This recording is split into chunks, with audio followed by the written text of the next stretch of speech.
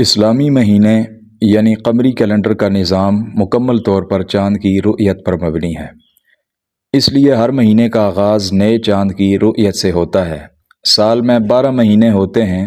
اس کے مہینے بھی چاند کے گھٹنے بڑھنے سے تعلق رکھتے ہیں اور ہر مہینہ 29 یا 30 دن پر محیط ہوتا ہے۔ قمری مہینہ کے ایام میں تبدیلی ناممکن ہے، یعنی نہ 29 دنوں سے کم نہ 30 دنوں سے زیادہ کیے جا سکتے ہیں۔ مجموعی طور پر اسلامی قمری سال 354 یا 355 دنوں کا ہوتا ہے، جو شمسی یعنی عیسوی سال سے تقریباً 11 دن کم ہوتا ہے۔ قمری مہینے اللہ کی طرف سے زمین و آسمان کی تخلیق سے ہی مقرر ہیں، جن کی تعداد 12 ہیں، اور وہ 12 مہینے محرم، صفر، ربیع الاول، ربیع الثانی، جمادی الاولیٰ، جمادی الثانی، رجب، شعبان، رمضان، شوال، ذوالقعدہ اور ذوالحجہ ہیں۔ اسلامی مہینوں کا مقصد محض تاریخ کا تعین نہیں، بلکہ یہ تمام اہم اسلامی عبادات اور تہواروں جیسے روزے، حج اور عیدین وغیرہ کی بنیاد ہیں۔ ان مہینوں کا تعلق چاند اور اس کی آمد و رفت سے، لیل و نہار اور گردش ایام سے، عبادات و معاملات سے اور حساب و کتاب سے لے کر متعدد علوم و معارف سے متعلق ہیں۔ یہی وجہ ہے کہ اللہ سبحانہ و تعالی نے ابتدائے آفرینش سے ہی انہیں مقرر کر رکھا ہے۔ قرآن کریم میں اللہ تعالی نے ذکر فرمایا کہ کائنات کی تخلیق سے ہی 12 مہینے مقرر ہیں۔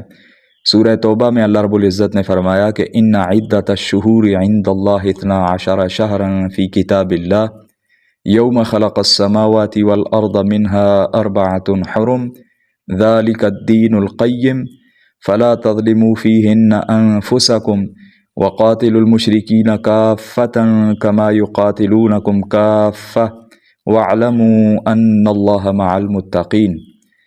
مہینوں کی گنتی اللہ کے نزدیک کتاب اللہ میں 12 کی ہے، اسی دن سے جب سے آسمان و زمین کو اس نے پیدا کیا۔ ان میں سے 4 حرمت و ادب کے ہیں، یہی درست دین ہے۔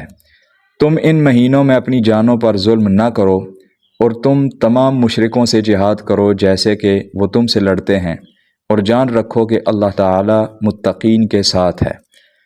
اس آیت سے ہمیں یہ معلوم ہوا کہ مہینوں کی تعداد اللہ کے نزدیک 12 ہے۔ ان 12 مہینوں میں 4 مہینے حرمت کے ہیں۔ سیدنا آدم علیہ السلام سے لے کر اب تک جتنے واقعات و حادثات رونما ہوئے، وہ سب انہی 12 مہینوں کے اندر محصور ہیں۔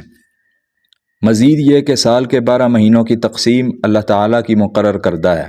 ان 12 مہینوں میں سے 4 مہینوں ذوالقعدہ، ذوالحجہ، محرم اور رجب کو اشہر حرم یعنی حرمت والے مہینے کہا جاتا ہے، جن میں اسلام سے قبل بھی اور بعد میں بھی لڑائی جھگڑے اور جنگ و جدل سے منع کیا گیا۔ جیسا کہ صحیح بخاری میں اللہ کے رسول صلی اللہ علیہ وسلم نے فرمایا کہ سال 12 مہینوں کا ہے، ان میں 4 حرمت والے ہیں، 3 مسلسل ذوالقعدہ، ذوالحجہ اور محرم، اور چوتھا رجب کا مہینہ ہے۔ اگرچہ یہ 12 مہینے ابتدا ہی سے موجود تھے، لیکن باقاعدہ ہجری کیلنڈر کا آغاز خلیفہ ثانی سیدنا عمر بن خطاب رضی اللہ عنہ کے دور خلافت میں سن 17 ہجری میں سرکاری طور پر نافذ ہوا۔ اس کا آغاز ہجرت مدینہ یعنی نبی کریم صلی اللہ علیہ وسلم کی مکہ سے مدینہ روانگی سے کیا گیا، اسی لیے اسے ہجری کیلنڈر کہا جاتا ہے۔ ہجری کیلنڈر یا اسلامی مہینوں کے متعلق یہ بات ذہن میں بٹھا لیں کہ کسی مہینے کو منحوس یا بدشگون سمجھنا درست نہیں۔ محرم، صفر یا کسی اور مہینے میں نکاح، کاروبار، سفر یا گھر خریدنے کو ناجائز سمجھنا شریعت سے ثابت نہیں۔ البتہ جن مہینوں کی فضیلت قرآن و سنت سے ثابت ہے، ان کا احترام اور ان میں نیکیوں کا اہتمام کرنا چاہیے۔